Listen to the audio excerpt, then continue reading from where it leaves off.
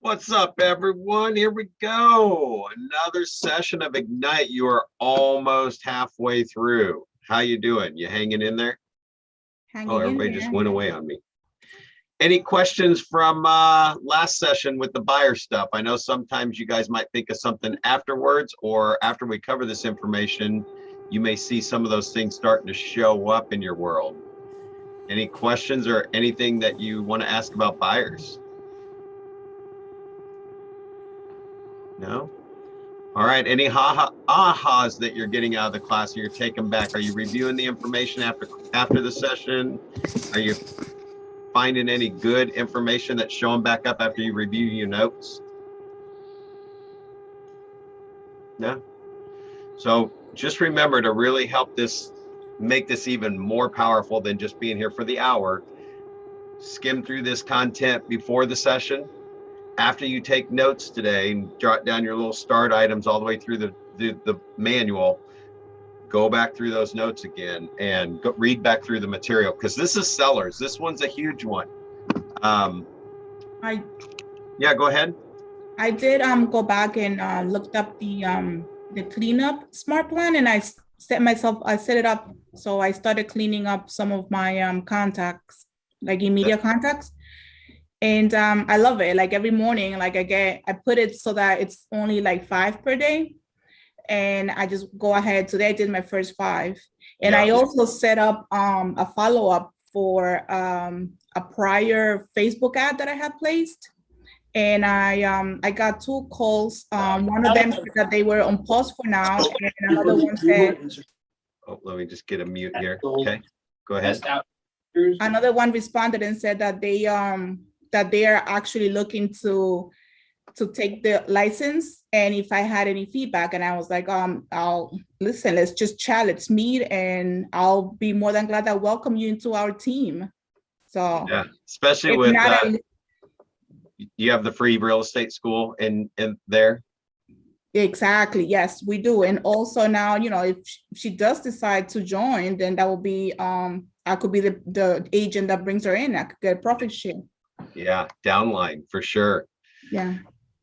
So yeah, guys, don't forget about that downline. That is really, really important. And just as you're talking to people now with real estate school being available in your area, I mean, really every one of your customers, you could just say, hey, how would you like to get your real estate license? And I could actually pay you for referrals, right? So they can go to school, put their license at the office, either in referral or as an active agent, and send you business. And now you can pay them referrals. So anyway, just something to think about. There's a lot of avenues for you to create some revenue streams at KW. Cool. Anybody else have anything that's kind of coming up out of the material? Buyers, sellers, what's your biggest challenges that you would hope to tackle or hear about today with sellers? Because I know the inventory is low. So what are you guys hoping to walk away with today if we're talking about sellers? Anybody have anything specific? Can I jump in? Yeah. I haven't been here in a while, but it came up. So I've been an agent for about a year and a half now. I want to send a letter to someone. And what's the best way? Is a high-end buyer, seller? I mean, they're selling their home, I heard, through a relative.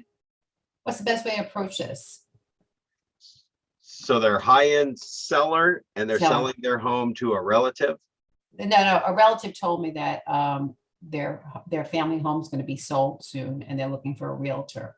Oh, gotcha. So okay, so they're not selling it to a family member. Right. I want to send a letter that represents me as like a luxury buyer, a luxury seller, agent. And what would be the best way of doing that? Do I put a whole brochure together? Is a letter good?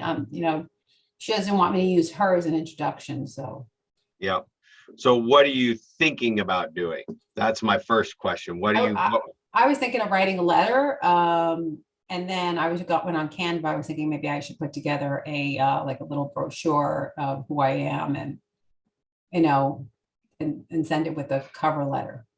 Now, do you know the person that told you this really well? And do they know that family really well? It's her father-in-law died. So it's a brother-in-law. So guys, anytime you want to do something like this, I'm going to suggest that you make a 5, 6, 7 touch around any opportunity that you have. So that's not just one touch, and mix it up. Don't make it all letters. Don't make it all emails. And the biggest part I can tell you is phone call. You want to Yeah. get a phone call in. So there's a way to soften that up. So I would soften the phone call up. The first thing I would probably send is just, are you curious what the market rates are or what the values are doing in your neighborhood? And maybe, I mean, what I would personally do is probably just send a quick CMA of a 1-line printout of the most recent sales. If those are public knowledge, then you could send them a printout of the last 6 months or last year's sales in their neighborhood or their community. And I would write a note on it. So I actually have a template flyer that has my branded stuff on it. And I just copy the MLS page and paste it in there and take off the MLS, all the junky stuff around it. So it's really just the address and the subdivision and the price that it sold for. It also lists, like if it's 3 bedrooms, you know what, the 1-line printout of the MLS is pretty basic stuff. So just the meat of that, and I paste that into the flyer. But you could literally just print the MLS page and write a note on it, right? That just says, hey, just keeping you up to date on the values in the neighborhood in case you're thinking of selling. I mean, because you know So that. the only way I have to get in touch with him is I have a home number he doesn't answer, and it's a gated house, so I have to mail it. I can't even walk up. I'm not sure. Let me check something. I want to see if that's some background noise coming off your speaker. Oh yeah. Okay, you can come back out. Unmute again. There was just some background noise coming from something. Yeah, so you have a number, but he doesn't answer. So right now you're just a total stranger. So you got to cross over into that thing where somebody's telling them, hey, when Rosalie calls you, you want to talk to her, right? Did I say your name right? Rosalia. When Rosalia is a realtor, we know you're looking for a realtor. I've told her that you were thinking about selling. She is definitely worth meeting with. If you can have that come from someone, whether that's go to their Facebook page and look at their friends list and who are you mutual friends with. You know, Facebook shows you who your mutual friends are, right? So now you can pick up the phone and call your mutual friends. What's going on? Haven't talked to you in a while. This is another reason why once you get back into touching base with your whole database and getting your whole Facebook friends list on a drip plan, and you've written a note and you've talked to them, you've written them a note, you put them on the 8x8, knowing that 98% of them aren't selling, right? We've said that over and over and over again. If you did that, which I've been harping on from the very beginning, and I layer it in everything that we do, I could call them and say, hey, do you know, and I don't know what their name is. I have you muted out. You can unmute yourself too, but whatever their name is, the Joneses, right? Do you know the Joneses? And they, oh yeah, we went to school with them, been doing blah, blah, whatever their answer is. It's like, well, I know I've been trying to get a hold of them and I don't know if I have the right number. And I didn't know if you knew them well enough that you might just let them know if you talk to them or something, that if they are ever thinking about real estate, I sure would appreciate you saying that Rosalia is a realtor and might be able to help them just get an idea of what the market's doing, right? So I'm going to stop there because I mean, do you see that being a way better possibility than just sending a letter or something else?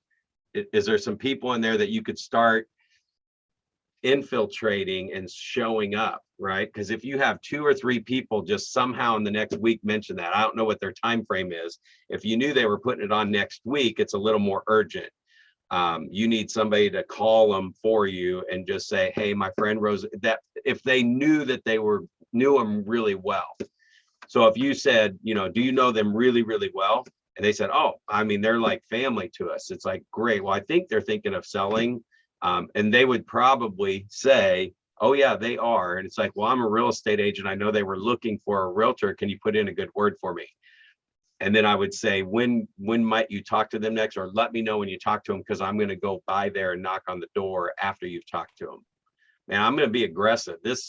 In this market, you got to steal these listings. Like, you got to get in there and grab them, guys. So if you know somebody's thinking of doing something, you got to get in front of them, 2-way conversation, either phone, face-to-face, as soon as possible. Everything else you're doing is just kind of no different than anything else that anybody else is doing.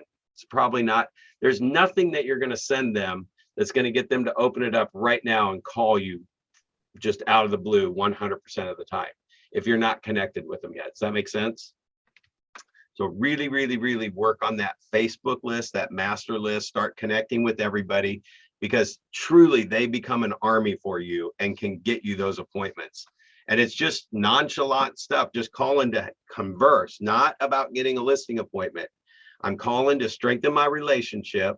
And then at the end of that conversation, I'm going to ask if there's any real estate. Well, we already know there's real estate and we know they're mutual friends. So we're going to roll right into that. But first you check in with them. And if you're just calling them out of the blue, that's awkward. I mean, and everybody in your database, you're going to be calling out of the blue if you don't, get on what Elizabeth's talking about and starting to do those 5 a day and reconnecting. And I'm telling you, in 6 months to a year, life is going to get a little easier. Your phone's going to start ringing because those people will be getting all your stuff. And whoever has been around that particular seller that you're talking about, Rosalia, they would have already said, because you have mutual friends, your mutual friends were on a drip plan for the last 6 months, year, or 5 years, that they're going to say, you need to call Rosalia. She's everywhere. See how that is going to make everything so much easier. So that's why I really, really push that so hard, because the phone just rings. It's fun.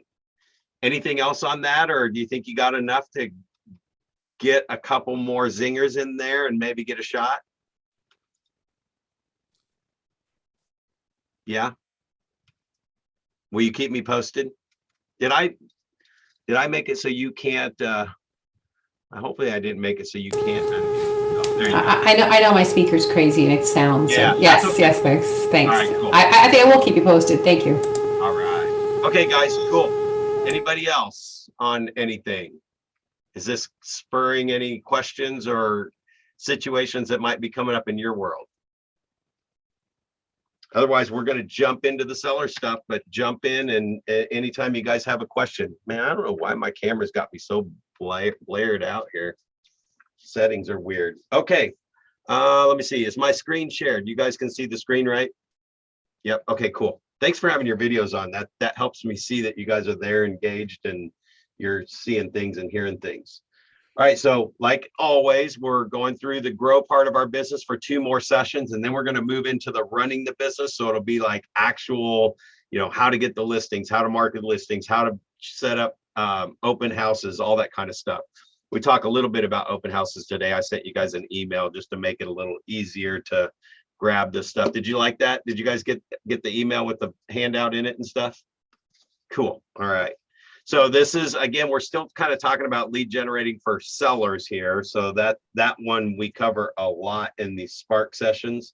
And right now we're just going to talk about understanding their motivations.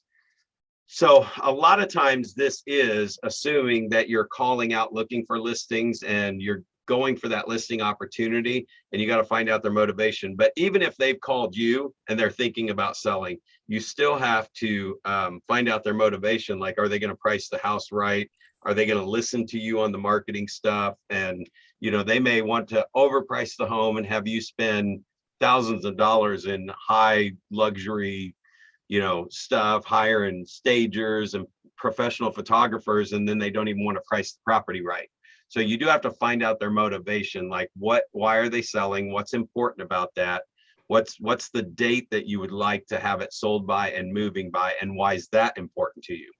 So of course, anytime you're calling, just cold calling for listings, abide by the do not call list.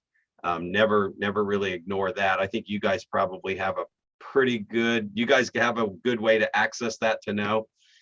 I mean, I will just tell you the way I handle a phone call. If somebody was on the do not call list, I'll handle it professionally and politely enough.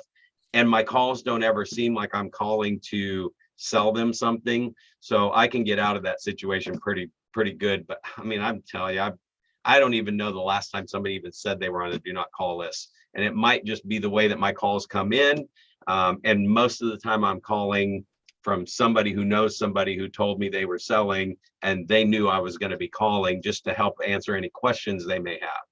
So let me pause there for a minute, because in those conversations, when you come from contribution versus trying to get the appointment, to ask questions. And what questions do you have about the market? You know, what do you know or remember about the process before? What's your time frame? What are you guys trying to accomplish? And they start talking to you. Now you're into a conversation with them. So then you can, through those questions, you can say, you know, it sounds like we probably should just get together for a few minutes. You've got a lot of great questions here. Why don't I just go ahead and pull up stuff, the whole market stuff, what's going on in the neighborhood, what things are selling for, how long it's taking, based on some of the questions that they may have asked. So when I say the phone rings, you want the phone to ring for them to call you for advice, because you're their trusted go-to person. And you build that over time, not right out of the blue. So mostly about finding motivation is understanding their motivation. This is what we're talking about today: qualifying and converting those seller leads, pre-qualifying the sellers, pre-listing questionnaire and presentation, which those are in your resource folder. When you go onto the shared Google Drive, there's some pre-listing questionnaires that you can ask them these questions that I'm talking about. And then the daily success habits is to build your database, script practice, lead generate, and contract practice. Do they do any contract classes in your office? Does anybody go through contracts in different situations? It's probably one of the most attended sessions in our market center, is just sitting down, and especially if it's not just going through the contract, but you guys open up dialogue about things that are going on. You get to hear different situations that are going on. So just like what I was harping on at the beginning, your database is where the sellers are. In fact, every single person in your database is going to be moving sometime in the next 5 to 10 years. And probably 70% of them are sellers. So that was a statistic out of National Association of Realtors, that I think 70% of all buyers are actually sellers. So there is a lot of home ownership. And I mean, you may be younger and most of your friends are renting, but friends know friends, they have parents. When you're branding yourself, then they become your little army out there to find those. Those daily on the 10-4 is writing 10 notes, viewing I think it's 4 properties a week, doing open houses regularly. Right now, if you have more time than anything else, schedule open houses. You're going to meet people that are going out in the community. It's people in the neighborhood. It's people, well, I would tell you, you're probably not going to sell the house that you're sitting in at the open house. Maybe you have a better chance of doing it in this market because people are frantically waiting for anything to hit the market. And if it's on the market long enough for you to get an open house scheduled, you might have a better chance of selling that property at the open house. But open houses were never to sell the property. They were to meet buyers, and knowing that 3 out of 4 buyers probably own a home, it was really to get listings. It was to get listings and find buyers. And it was just finding them in reverse, because if they're out looking at houses, so what are you guys thinking? You know, again, open houses, think about the process, is that they don't know anything about the house when they drive by for the most part. They're just pulling up and coming in because there's a sign out front that says open house. So they're just coming in. There's the odds of that being their dream home and their price range and exactly what they were looking for is not high. It's going to be a very low conversion rate. It's what you grab from that and start that relationship and write the note and put them in command and put them on a smart plan to then stay in touch with them. That's where you're going to cultivate that into a relationship. And many times, like internet leads, they are probably 3 or 4 months out. And then, just like I said at the beginning of the call, those opportunities, that seller situation right there that we just heard at the beginning from Rosalia, is real. And it's happening every single day all over the place. Somebody is at work telling their closer friends, or they're out with their friends and they're telling their friends that we're getting ready to move, we're going to start looking for a house. So the more connections you have between your database and your referral, you'll get more referrals if you're plugged into your database and they know to call you if anybody's talking about real estate. I can't even tell you guys enough how important that database, the list of people that you currently have, is. You just have to separate this mindset. It's not about getting the next listing when we're talking about the database. It's about strengthening your relationship, knowing that 98 to 99% of them aren't moving. Just get connected and make sure that they hear from you 4, 5, 6 times. like through either letter or email, 2 phone calls in the first 8 weeks, a handwritten note. You follow that plan and you will be branded as the realtor. And then when those conversations are happening out there that they've been told that they're thinking about selling and they need to find a realtor, that shouldn't have ended there. It should have been just instantly, well, I know exactly who you need to call. If whoever they were telling that to, and you know those people, they should have said, I know exactly who you need to call. And it doesn't matter how long you've been selling real estate and everything. It's the connection that you've made that they're going to think of you top of mind when that opportunity pops in there. So qualifying and converting seller leads. Any questions on any of that? On the is there? Can you guys really start to see why the database is so important and why just touching base with people not moving needs to be a really should be a part of your day? And it's an hour, 5 people a day. Don't make it any harder than that, because you're just connecting. And you don't want to necessarily do 20 a day every day for the whole year, because then you got 20 phone calls for your 4-week call, and then you got your 20 new calls. And if you get too overwhelmed, you can't make the calls, and then you won't do it, and then you won't add the database. So it is every single day, every single day. I think I already covered a lot of this stuff.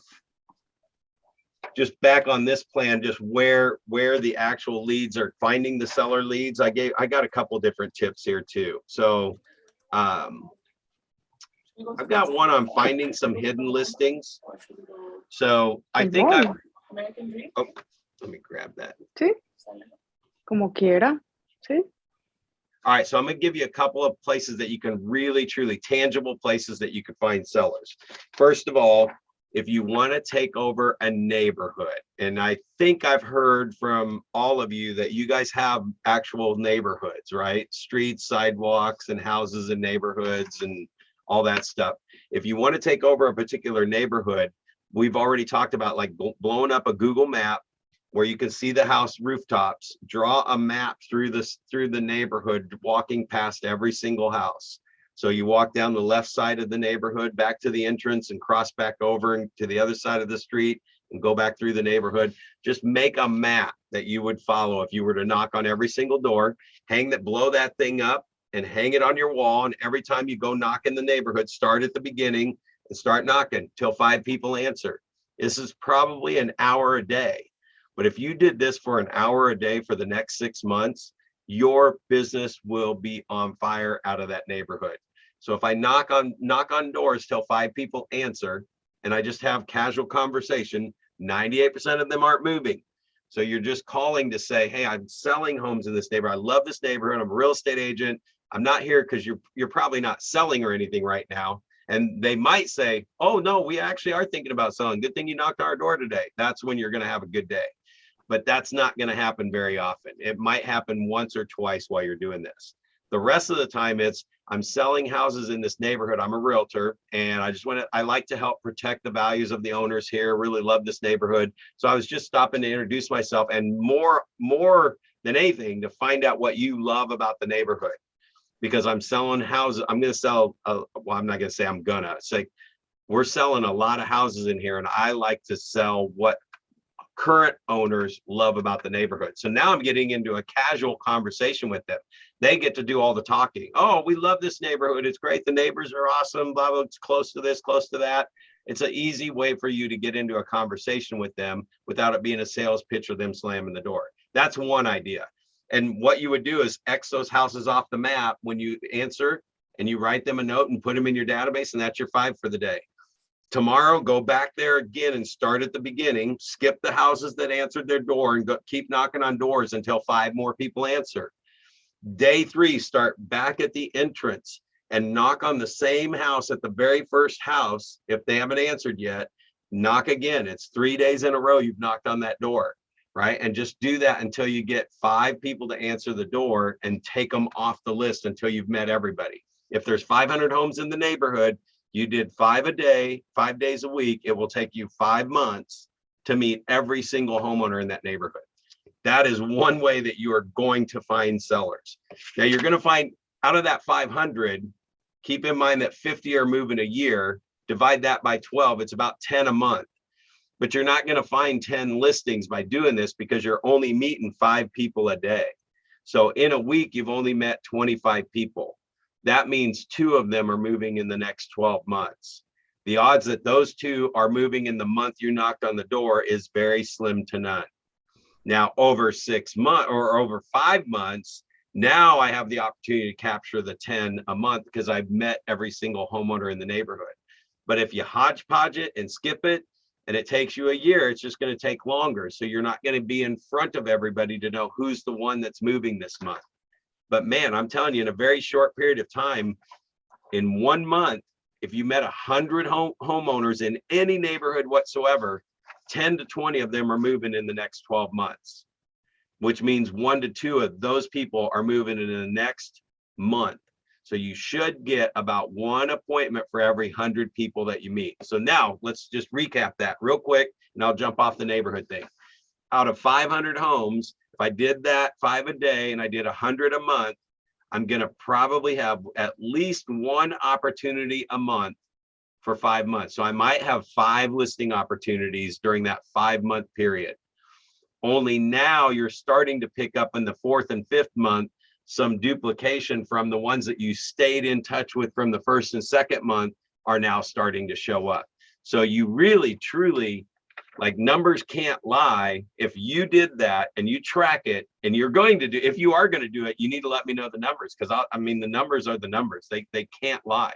You're going to have 6 to 8 appointments, and you might take 3 or 4 listings out of that, but that would be in a 5-month period. So it is a commitment. What's going to build off of that, though, is if you keep in touch with them, is you're going to have an opportunity for like 5 a month over the next year. You'll get 5 a month out of that neighborhood every month, or at least 2 or 3 a month, if you stay in touch with them for 5 to 10 years. So that's one way.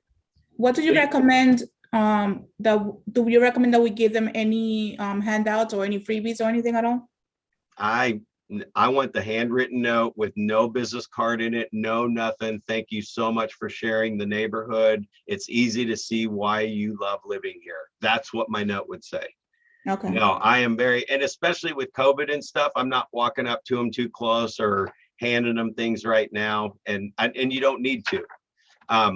So let's pause there for a minute, because it is a natural answer, or that's a natural question to ask. And it's natural for us to want to leave something with them, like a brochure or something, right? Guys, 98 to 99% of them aren't moving. So you can leave them whatever you want. It's not going to do anything. Anything you hand them is probably going in the trash because they're not moving. Get it? So it's the follow-up. And in fact, it's not even the email and the mail that's going to be the key. Like, once you do this and you write them a handwritten note and you put them in command and you put them on a smart plan and you're actually following it, the next email and the next letter are probably going to go nowhere because they're not moving. 98% of them still are not moving by the time you've gone through a couple of your drip pieces. But then when that week 4 of the 8x8 pops up, because I've connected with them and talked with them and wrote them a note, right? I have their address. I know a little bit about them. That phone call is going to be the first, like, real kind of hook. And the phone call can be just super casual as well. You know, I was just driving by the neighborhood again. And like I said, I love that area. So thank you so much for sharing. And what you're doing on that call is you're giving them the opportunity shortly. Like, you don't want to talk for very long. You just want to kind of say, I was just driving by and thought of you. And I just want to say it was so great meeting you. And then pause. And they're going to say, oh my gosh, we got your note. That was so nice of you to send that. Boom. That's the hook I'm talking about, right? It's like, well, I just want to let you know I was thinking of you. And if you guys ever have any questions, you just let me know. I mean, if I even get to that, right? And then week 8 is when I might call. And I'm playing it by ear. I already know still 98% of them are not moving by week 8, right? There's only 1 or 2 of them out of everyone that's probably every 100, I should say, that's possibly moving. So when that week 8 call comes, if they're one of those people, it's only going to be 1.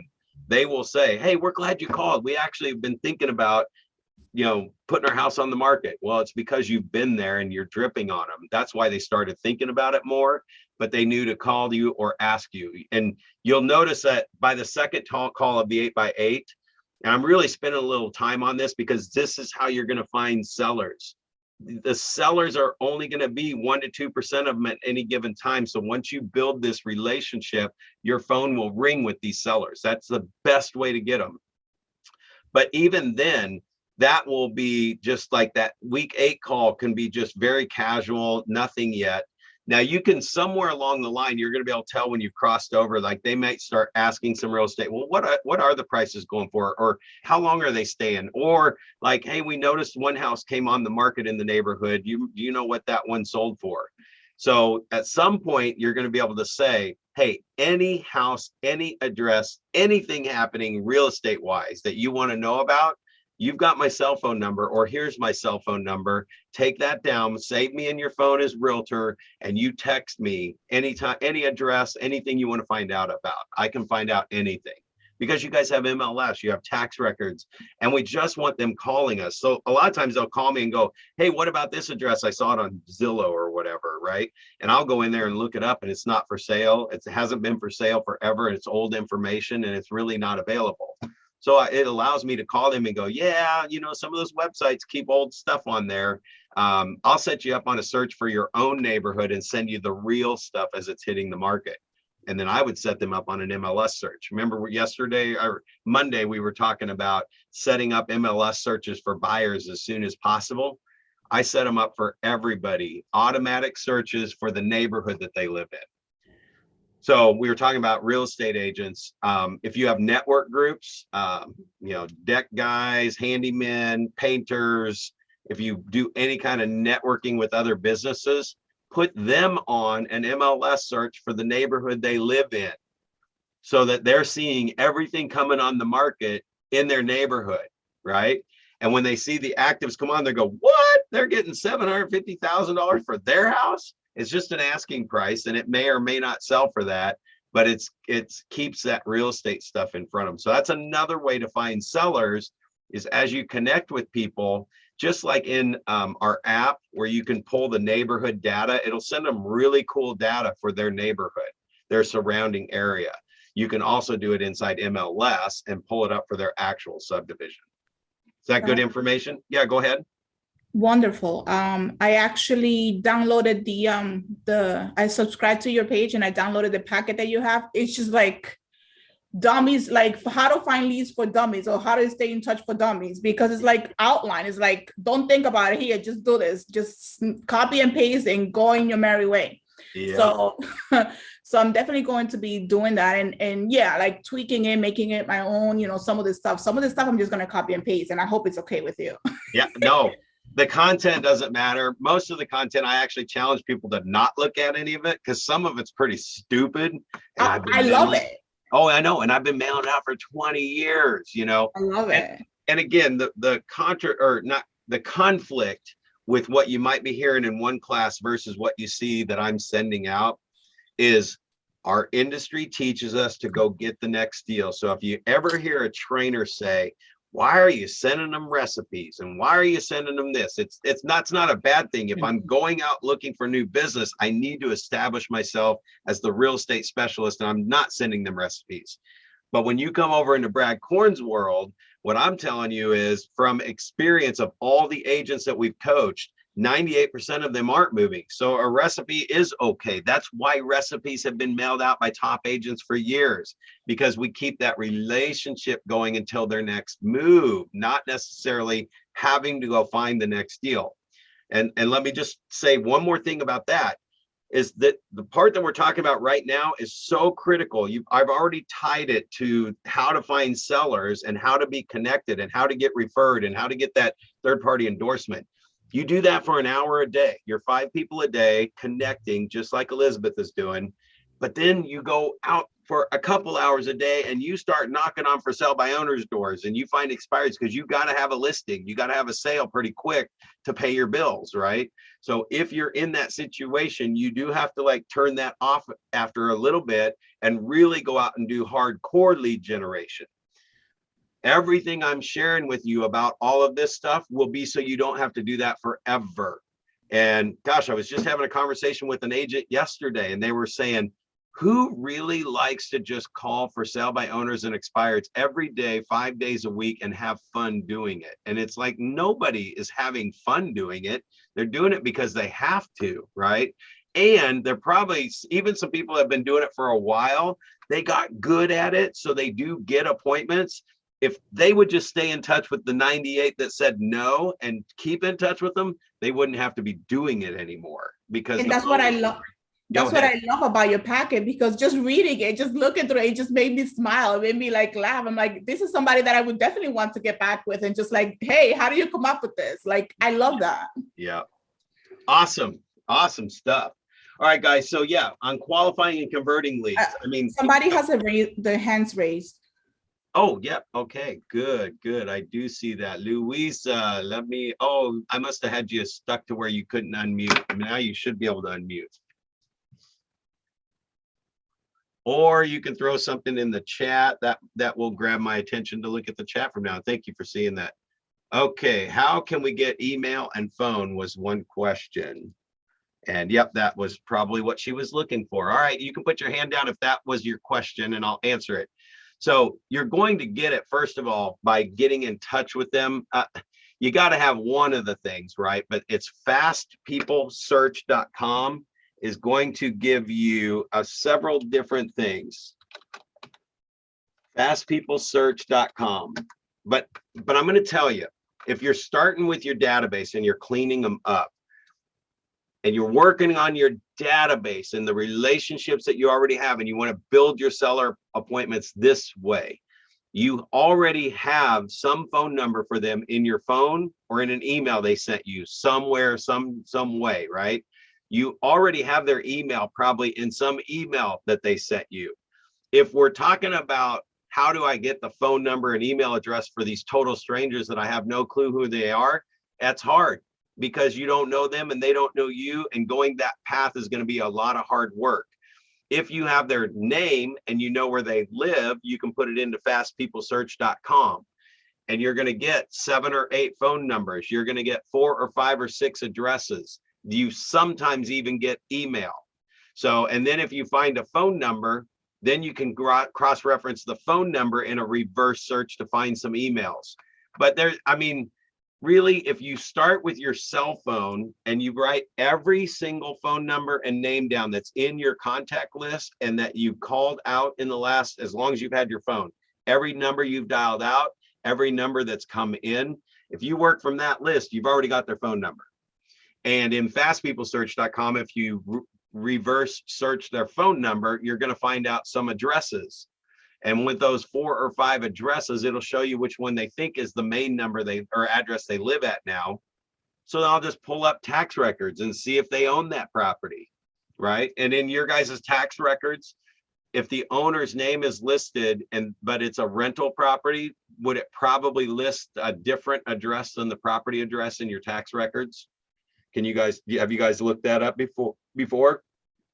So when you look at tax records, it might have the same address, but if it's your friend's name and you got them out of your phone book and the address has their name on it and their mailing address and tax record is that's where they probably live.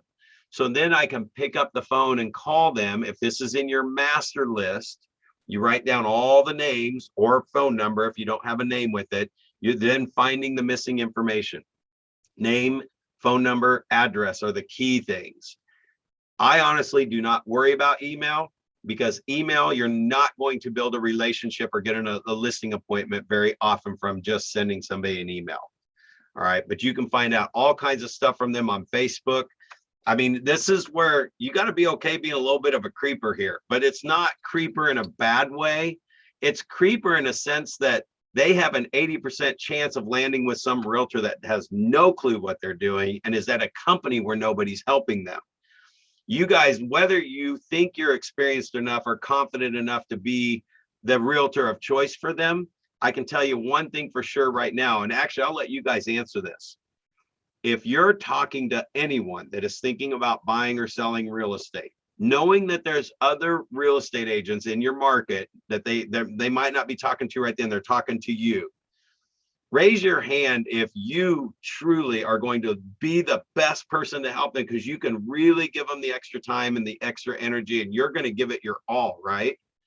You're going to probably give them more personal attention than if they got with some big monster team where the agent's not around anymore. But I'm just saying that if they're talking to you at that moment, if they leave that conversation and you didn't get an appointment and they're thinking of buying or selling, you're actually technically throwing them to the wolves. They have an 80% chance of landing with somebody that does no real estate, has no help, and doesn't work at Keller Williams, right? They have a very big chance of having a really bad experience.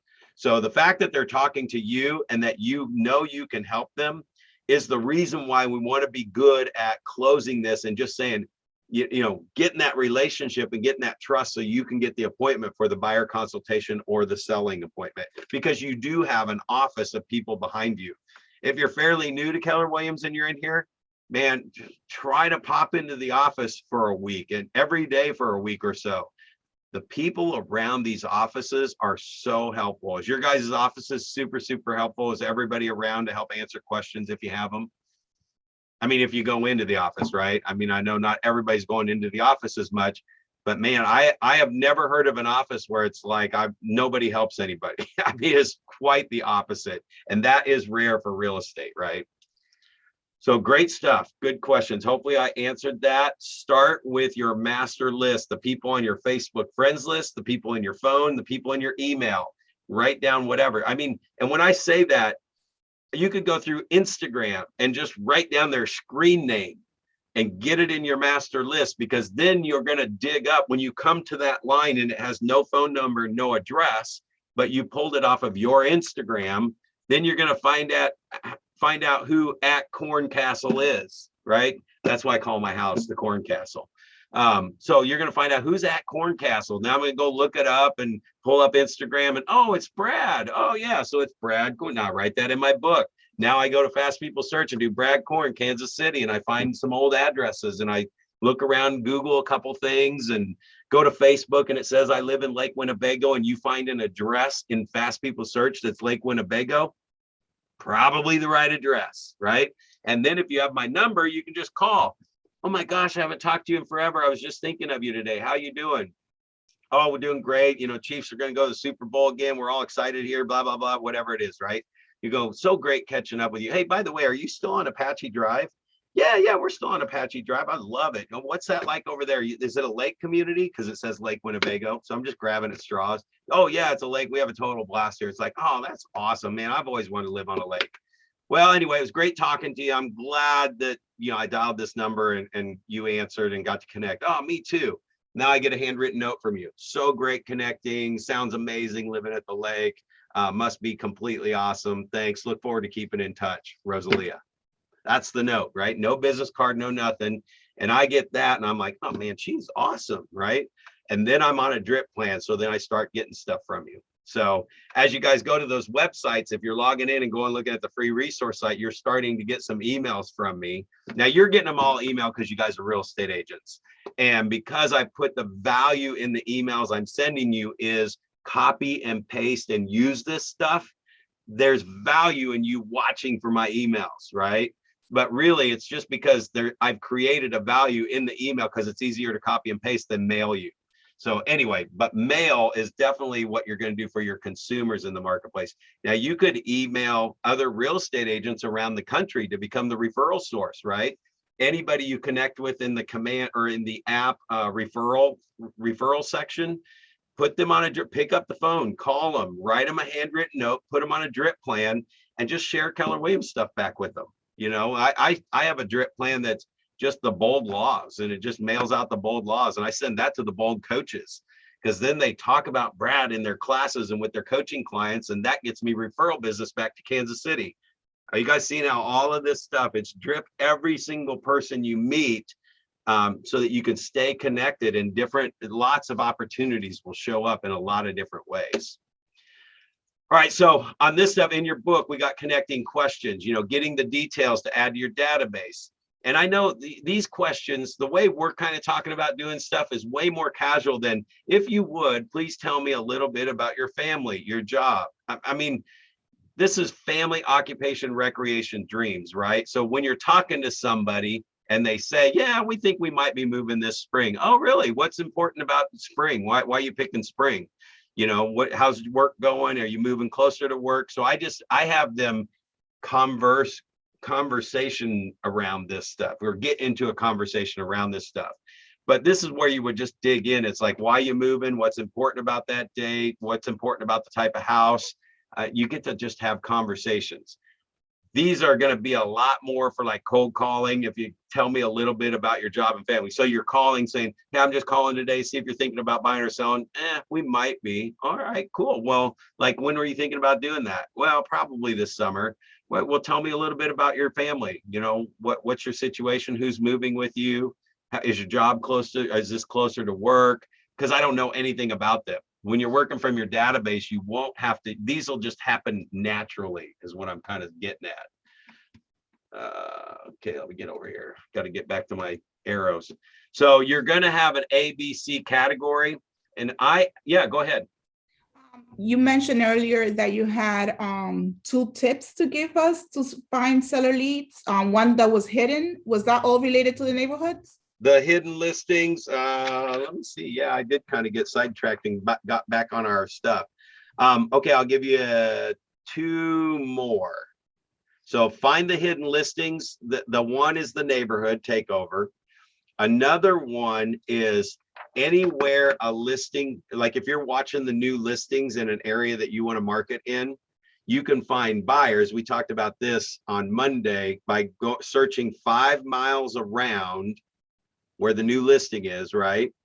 And they would be in a 50% less. So like if it's a $300,000 listing, they're probably in a $200,000 house. So if they've been there 5 years and they're in a $200,000 house, they're probably going to be moving up to a 300. Well, you do the same thing with sellers, because there is a thing that they say that once a neighborhood starts turning over and they see signs, it gets people thinking about real estate.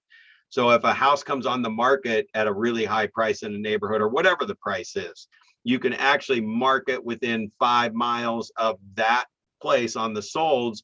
Those are your sellers as well as a buyer for that particular property. So you can find listings that way too. So if you wanted to bump your price range up to the 750 price range, I would probably be marketing within 5 miles around $1 million to $1.5 million new listings that are hitting the market. And those $750,000 sellers would be like, man, if they're getting $1.5 million, I could probably get half of 750. And then you say, so if you sold your house, where would you move to? Now you got them as a seller and a buyer, right? So if you're using those 5, that was the one, like within 5 miles, it sold in the last 5 to 10 years. Just remember, just go back 5 to 10 years ago and just put those dates in your sold range, and you should be able to see what sold. But if you have a history tab, you need to go back through those and see if they've sold since 5 years ago. Okay. Because some of those people probably moved in the last 3 years or 4 years when they bought 5 years ago or 7 years ago or 10 years ago. So your list will get a little bit smaller. Got it. Okay, perfect. Yeah. So in that particular area, in that particular search, you could be looking you got an hour of research time, right? But you're only doing that like once a month probably to give your whole list for your listings for that week. And then the last one would be expireds and withdrawns, and don't forget canceled or any other not temporarily off the market, but whatever those terms are where they did not sell and they canceled, withdrew, whatever, expired. And those would be from even a year to 2 years ago. Because another thing that happens is somebody puts a house on the market, well, we'll see if we can sell it. They sign a 6-month contract. Maybe they renewed it once. Out of a lot of frustration. And if it didn't sell in that year, we want to go about a year to 2 years back, because those people, everybody's forgotten about them. Everybody's looking at the new expireds, when really those people, if they're still in the house and it hasn't sold since it expired, they're still there. Okay. Right. So then you can call them and talk to them about, hey, I just noticed that this is a great script for expireds, by the way. I noticed that your house didn't sell when you were on the market. Have you guys decided not to sell? And if they say, no, we just decided to take it off the market. So let me ask you, if you got the price that you were on the market before, if somebody offered you that today, or they even offered you more than that because values have probably gone up a little bit, you would not be selling? That's a great script, by the way. So if I had a buyer that would walk up and buy your house for that price today, would you be interested in looking at it? Because that could get you into, now there's a whole lot of other things happen that we've talked about. Now I'm finding properties for my buyers without having to compete for them, because I'm looking up their perfect house in expired cancels and withdrawals, and I'm picking up the listing, so I'm double dipping the commission. And you do not have to cut your commission on that one. You've earned both sides of that commission, maybe at least 1.5 side if you feel like you have to cut something. But man, you just got a new listing. So by not selling it to your buyer and putting it on the market, you would get the listing commission and you'll still get the full commission for the buyer. So why wouldn't you get both if you connected those two together and your buyer didn't have to compete and overpay for the property? See what I'm saying there? So don't feel like you have to give in on some of that stuff, but you're going to use your best judgment on that. So those are like 3 hidden listings that people just don't think of, that you're going to get listings if you work on that on a regular basis. Okay. Good stuff. Thank you for pulling that back out of me. And then just like on buyers on Monday, I like people to work from C to A. And with a drip plan that's dripping some real estate stuff on them. So when we say C, we're talking they're not in the 20% that's moving in the next 12 months, or we'd be having that conversation, because you've got personal one-on-one two-way conversations happening in your drip plan. So you're talking to them and you can hear buying signals and selling signals when they saying, we are just, man, we just had to fix another this, or we had to like put a new stove or dishwasher in, about killed us, you know. And it's like, well, that's where you can open up conversations like, well, have you guys thought about just looking to see what you could qualify for? Maybe you could upgrade your house now to a newer house where you're not doing all these repairs. And right now there's not enough houses for sale, so you might not have to do as many repairs as you think to get it sold. There's your like opening script to be like, really? Like we wouldn't have to do it, fix it all up and make it perfect. Well, I mean, think about it. If there's no houses on the market to compete with you, then you don't have to do as much, because the buyers are waiting for the next thing to hit the market and then they're fighting over them. So no, you don't. But you know what? I mean, if you guys are free one night this week, I can come over and pull up the market stats, come see the house and just take a look at it. That's how what about when, well, now there's, since, you know, it shows that there's like, I don't know, 6% drop in listings compared to last year. And sellers are beginning to realize, well, yeah, there's nothing else like my house. That's great. I can sell it, which is great. But then there's nothing for me to buy because the inventory is low for me to buy. So I need to then move into an apartment and rent for how long?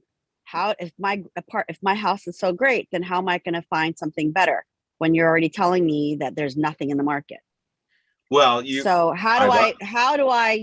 what do I do with that objective? Well, we just talked about it. You may not have connected the dots.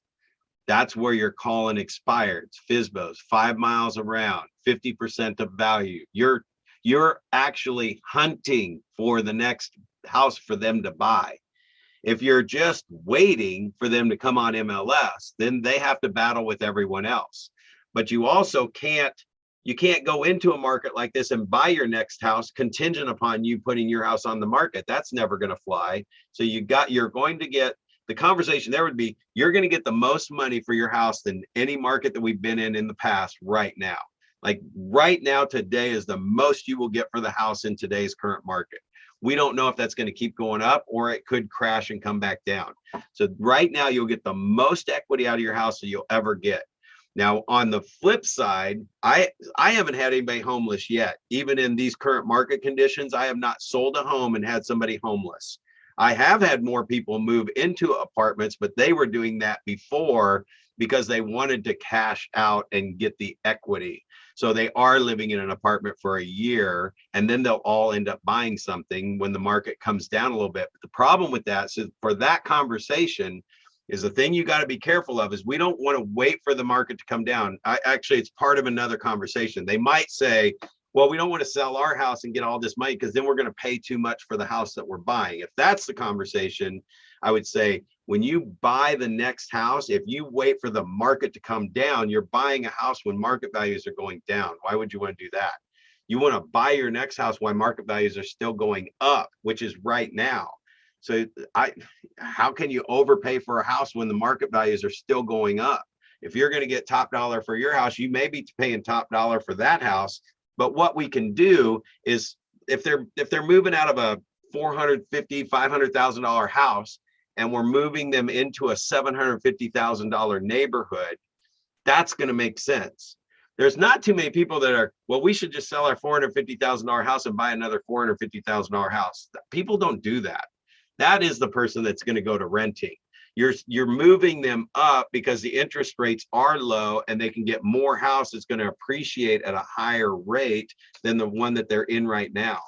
And if you can find them a $750,000 house in $1 million neighborhood, now they're selling from being at the top end of their neighborhood to buy at the low end of another neighborhood, not low price, but I'm talking about don't buy the castle in the neighborhood that they're moving to. You want to buy the house where the other houses will appreciate their house faster.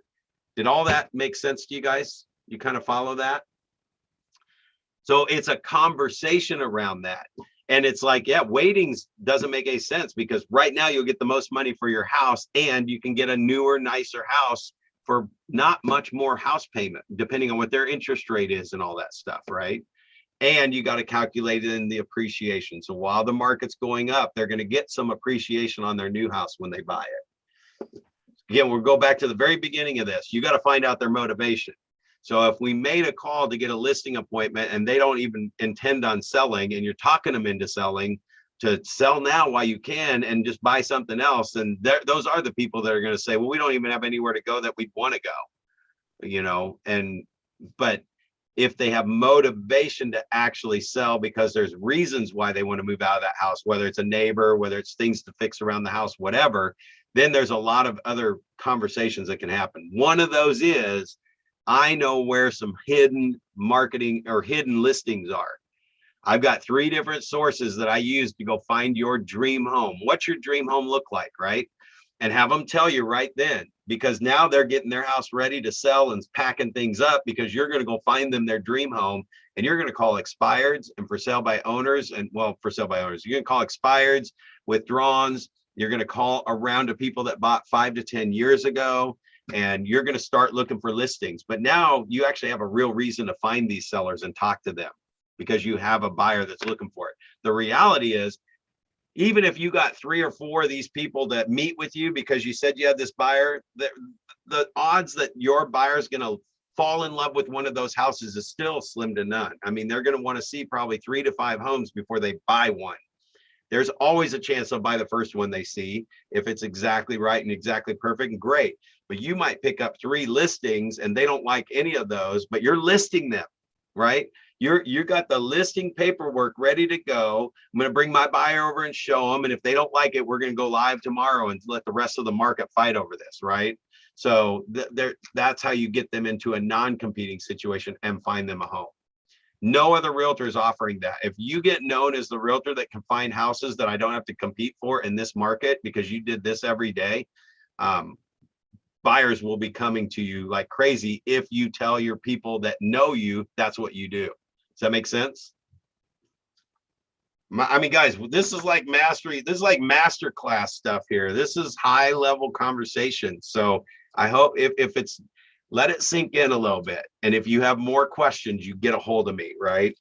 Everybody should have my cell phone number, but I'm going to put it in here if you don't. And my email as well. You can shoot me any questions that as you're kind of processing this going, all right, I kind of see what he's saying, but I'm confusing myself and I need more questions. There you go. You know how to get a hold of me. So I do let sellers move themselves up from C to A just by staying in touch with them. And it's the phone calls, guys. It's those phone calls 4 times a year. They're going to start saying things like, yeah, we're having to fix this, replace that, do this. We're probably going to have to get a new roof. I mean, those are all selling signals.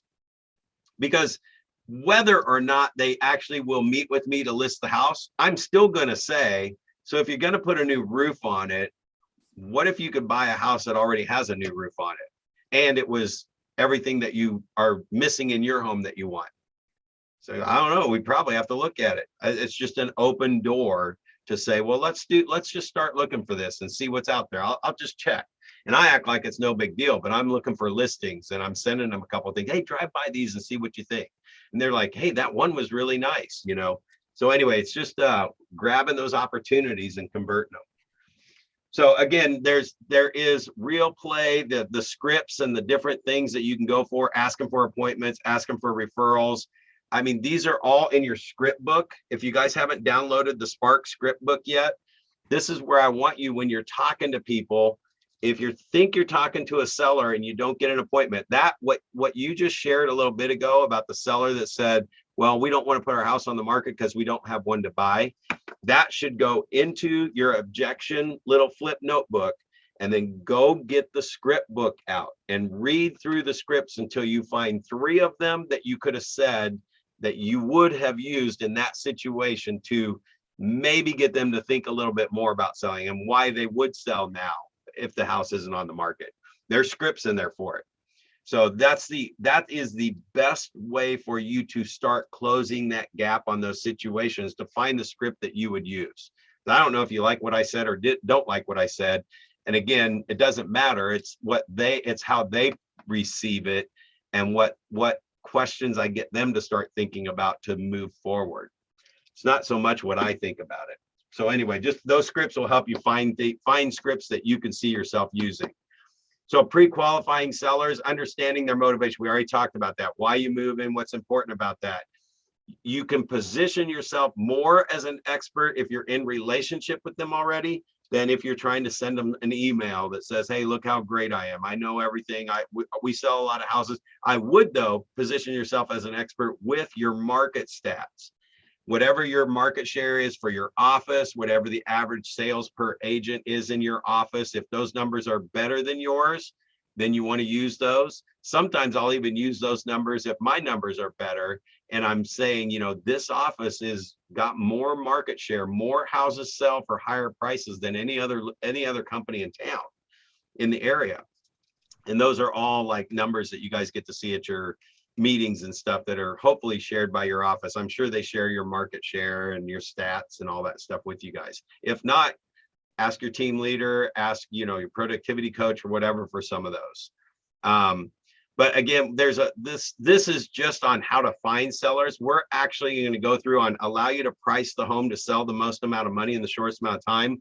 When we get into elements and we get to sellers, I'm going to share with you guys how to do a 10-minute CMA.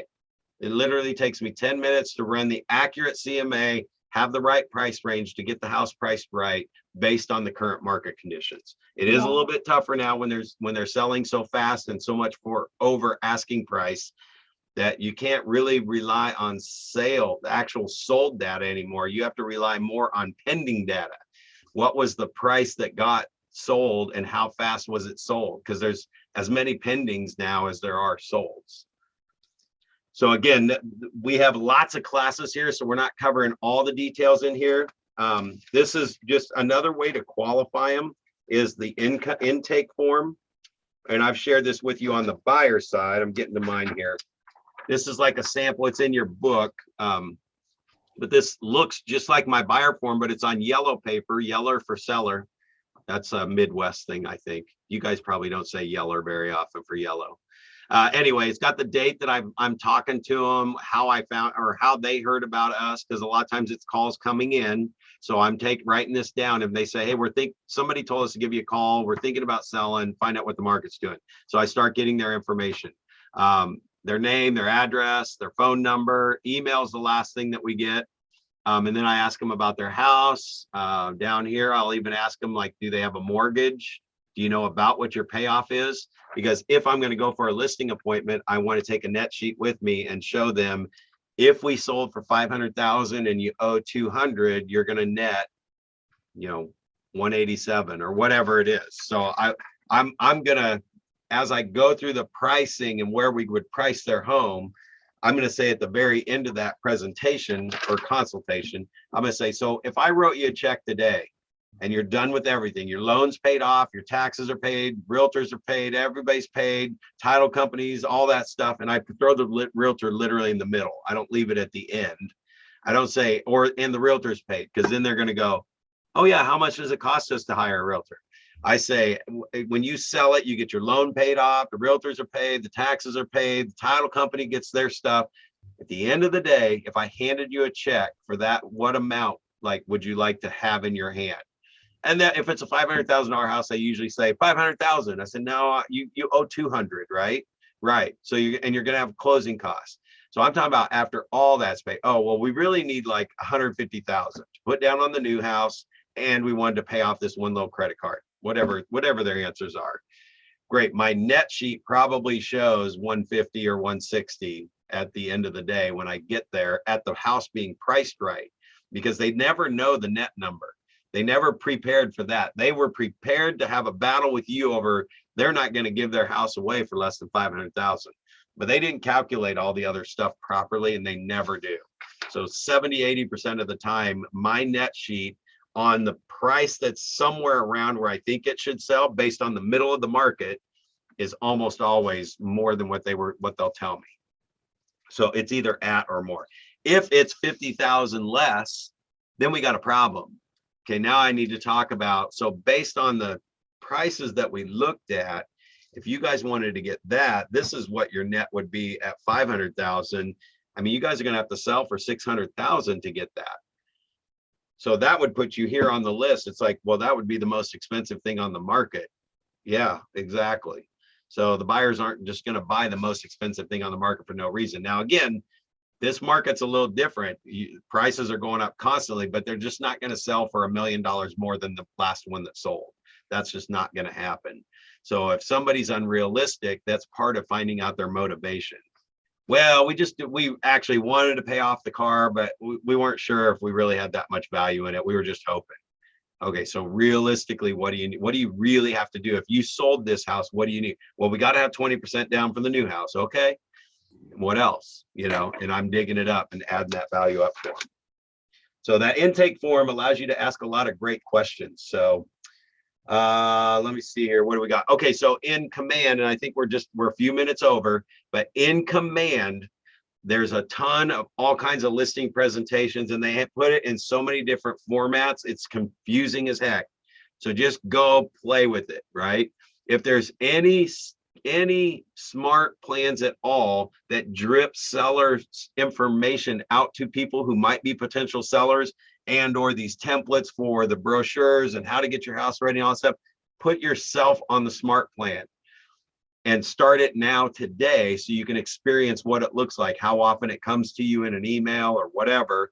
But these templates are all under that marketing library, and you can go into listing presentations. You just want to probably block out an hour, a couple days a week. Maybe it's on Tuesdays and Thursdays in between these sessions, where you just go into command and get lost. Turn an egg timer on for an hour and go get lost. There's so much content and so much information. You just want to be careful not to get lost in there. You want to be in your database, doing your 5 a day, talking to people. This won't make the difference. It might give you a little bit more confidence, but you can find it when you really, really need it. Now you got to talk to 100 people before you'll find the 1 or 2 that you need this for. So if you're not talking to 100 people yet, you're not even going to need that yet. So that's why I'm cautious on letting you get too caught up in all this stuff, but it is amazing stuff. It is absolutely amazing stuff, because I go in there and look at it all the time. It's like, dude, I wish I would have had this 20 years ago. I wouldn't have had to create all the stuff that I created, right?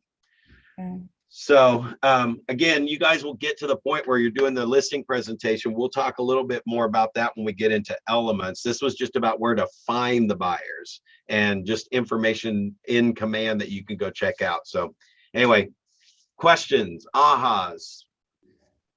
How much did I blow you away today? Go ahead. Farming my neighborhood. I love that approach. It's just so friendly and there's no pressure. You could even ask for vendors that they recommend, restaurants, like what's good around the area, and just partner with that, like sky's the limit. I love that. Guys, I'm sharing that with you because finding the next deal is always going to be a 1 to 2% conversion rate.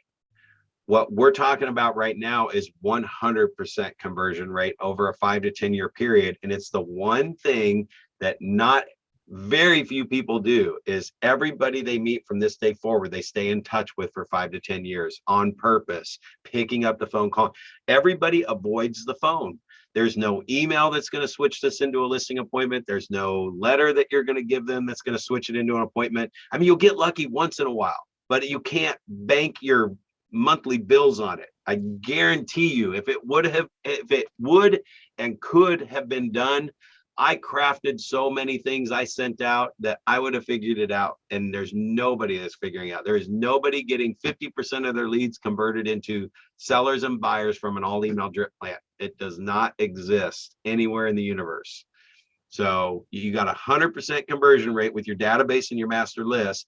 And then you get to talk real estate regularly on a more consistent basis once you connect with enough people, right? In 5 months, you will have connected with 500 people.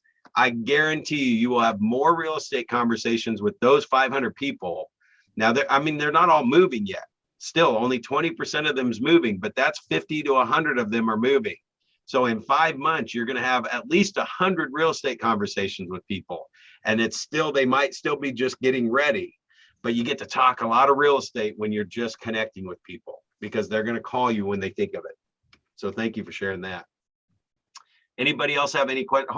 Did I answer the questions that were asked clearly enough, or did I leave you hanging? You answered mine. Okay. All right, guys. Well, if you have any other questions or clarity on anything after the call, after you go through your notes, you've got my contact information. There's a survey.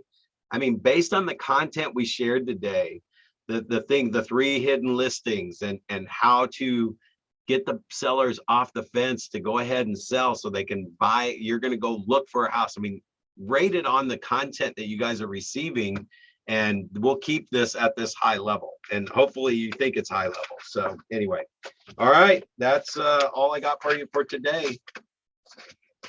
We will see you guys on Friday. Thank you. Thank you.